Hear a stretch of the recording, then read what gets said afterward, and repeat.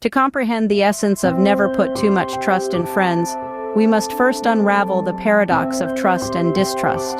At first glance, trust appears straightforward, a bond formed through shared experiences, mutual respect, and loyalty. Yet, beneath the surface, trust is a complex, multifaceted phenomenon. Distrust, on the other hand, is often seen as the antithesis of trust, a barrier to healthy relationships. But a certain level of skepticism can be beneficial, helping us assess situations critically and protect ourselves from potential harm. Trust and distrust are not polar opposites, but rather two sides of the same coin. They exist simultaneously, intertwined in an intricate dance.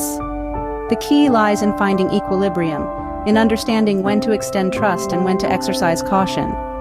Striking a delicate balance between trust and skepticism is crucial in both personal and professional relationships.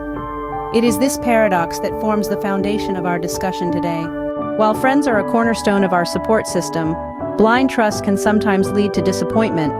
This truth is as old as friendships themselves. Consider the story of two friends, Alice and Bob. Alice, believing in the invincibility of their bond, shared her deepest secret with Bob. But when their friendship hit a rocky patch, Bob used this secret against Alice, leaving her devastated. Or, consider the tale of entrepreneurs John and Jane. They started their business as best friends, trusting each other implicitly. However, when the company hit hard times, John discovered Jane had been siphoning off funds, leaving him in financial ruin. These examples highlight an important lesson. While trust is essential, blind trust can lead to devastating outcomes. It's crucial to recognize that friends, being human, are capable of error and betrayal. Greene's law encourages us to be discerning and aware of potential pitfalls when trusting friends too implicitly. Now, let's shift our focus to the second part of the law. Learn how to use enemies. This principle may initially sound combative, but it's more about perception than animosity. Enemies, or rather adversaries, present unique opportunities for growth and self-improvement. They challenge us, push us out of our comfort zones, and often reveal our blind spots more honestly than friends might. Imagine your adversary as a mirror, reflecting back your weaknesses, strengths, and areas for improvement. This reframing can turn a source of stress into a tool for personal and professional development. It's about leveraging adversity to your advantage, turning opposition into opportunity. So how can we apply this in real life? It starts with a mindset shift. See adversaries not as obstacles, but as catalysts for growth.